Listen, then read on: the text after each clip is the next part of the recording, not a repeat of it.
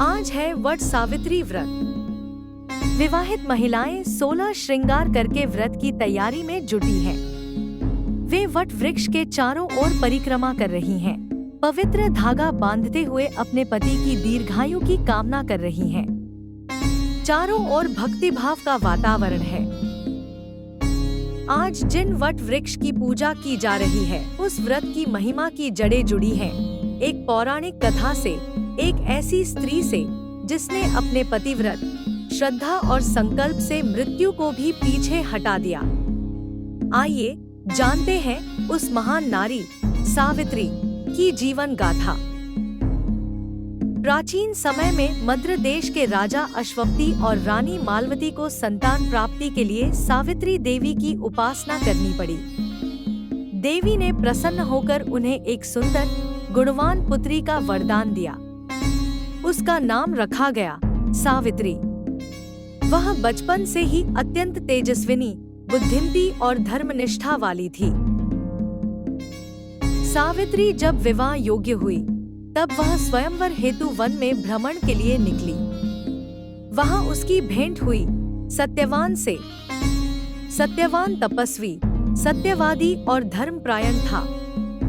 सावित्री ने उसी को अपना वर चुना, भले ही ऋषियों ने उसे चेताया कि सत्यवान अल्पायु है। फिर भी सावित्री ने प्रेम और संकल्प के साथ उसी से विवाह किया। विवाह के बाद सावित्री अपने पति सत्यवान और सास ससुर के साथ वन में रहने लगी। वे राजा थे, पर राज्य खो चुके थे।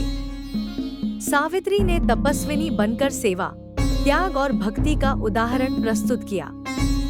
हर दिन वह अपने कर्तव्य का पालन करती, पति का साथ देती और सास ससुर की सेवा करती। एक दिन सावित्री ने व्रत का संकल्प लिया और वट वृक्ष के नीचे पूजा की। उसी दिन सत्यवान लकड़ी काटने वन गया।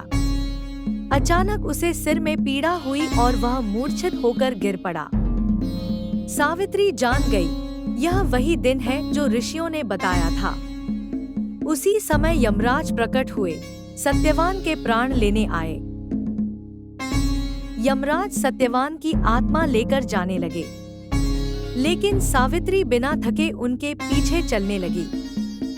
यमराज ने उसे कई बार रोका, लेकिन उसकी श्रद्धा, बुद्धि और प्रेम से प्रभावित होकर उन्होंने 3 वरदान दिए।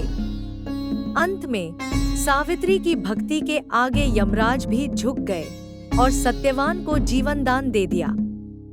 इस प्रकार सावित्री ने पतिव्रता धर्म और अपने प्रेम से मृत्यु को भी परास्त किया।